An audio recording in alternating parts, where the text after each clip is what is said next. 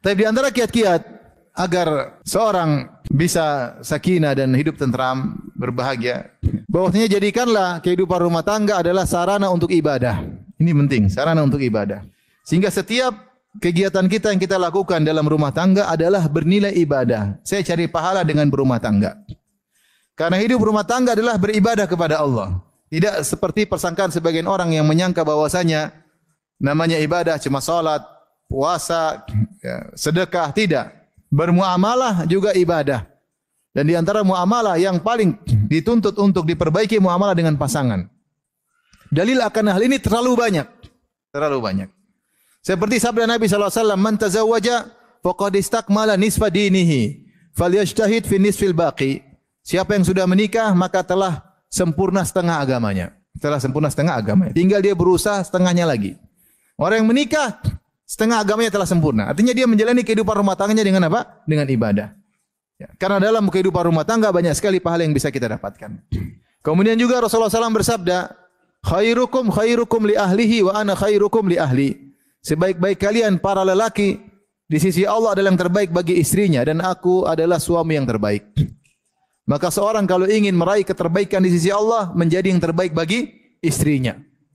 Istrinya tahu ini suami yang terbaik. Kalau orang tanya sama istrinya, "Gimana suamimu?" "Suami saya Masya Allah, luar biasa. Orangnya penyabar, orangnya dermawan, orangnya pemaaf, orangnya tidak pelit, Masya Allah." Sebaliknya ketika Rasulullah bertanya kepada seorang wanita, "Adzatu ba'lin anti?" "Kau punya suami?" Kata istrinya, "Iya ya Rasulullah." Kata Rasulullah, "Bagaimana engkau mensikapi suamimu?" Kata dia, "La alu bihi juhdan illa ma la astati'."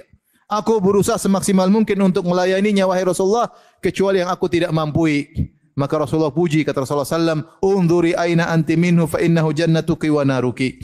Lihatlah bagaimana kedudukanmu di hati suamimu, sungguhnya suami itu surgamu atau nerakamu. Jadi Rasulullah sebutkan, ingatkan kedua belah pihak. Kepada suami, kalau ingin jadi lelaki terbaik di sisi Allah, jadi suami yang terbaik. Kepada istri, kalau ingin jadi wanita terbaik di sisi Allah, jadilah wanita istri terbaik bagi suaminya. Maka ini harus kita hadirkan dalam diri kita. Bahwasanya dalam kegiatan kita sehari-hari, semuanya ibadah kepada Allah. Jadi bapak-bapak ketika kerja, cari nafkah, banting tulang, dibanting sama orang. Ingat sebuat saya nafkahi anak istri, pahala di sisi Allah. Sabar, ngurus istri, ngurus anak. Pulang ke rumah menghadapi istri yang mungkin kurang ini, sabar, ini pahala. Ya. Istrinya manja, ngalem apalagi. Sabar. Ya. Ini semua apa? Pahala. Anak-anak nangis, pahala, semuanya pahala. Kalau kita tidak niatkan cari pahala, mungkin capek kehidupan ini, capek ngurus ini, ngurus ini. Tapi kalau kita niatkan pahala, semuanya ringan. Saya berpahala kok. Habiskan waktu untuk ngurus anak, ngurus istri, pahala. Habiskan waktu didik istri, ingatkan anak, berpahala. Kalau enggak gitu kita capek. Apalagi istri, kalau tidak jadikan kehidupan rumah tangga berniat berpahala, maka capek ngurus suami. Masakan buat suami, cuci pakaian suami. Belum suaminya ngomel melulu, minta jatah melulu, capek enggak? Capek. Kalau enggak niatkan karena Allah capek. Belum suami bilang, "Kamu bantu dong ibu saya," suruh ngurus mertua lagi. Kalau bukan karena Allah susah. Maka ibu-ibu niatkan dalam hati bahwasanya semua kegiatan saya, mumpung ibu masih punya suami, nanti kalau enggak punya suami nangis. Mumpung masih punya suami, sarana untuk pahala besar. Niatkan semua kegiatan pelayanan kepada suami karena Allah Subhanahu wa taala. Ini agar hidup di rumah tangga kita sakinah. Sehingga kalau ada kekurangan kita sabar karena kita bersabar di jalan Allah Subhanahu wa taala. Karena berumah tangga adalah ibadah yang agung. Sampai saya sering sampaikan, para ulama berpendapat jika ada dua lelaki, yang satu menikah, yang satu tidak menikah. Yang satu tidak mau menikah supaya dia bisa rajin ibadah, supaya bisa puasa sunnah, puasa Daud, bisa sholat malam yang banyak, bisa baca Quran yang banyak, karena dia tahu kalau menikah banyak urusan.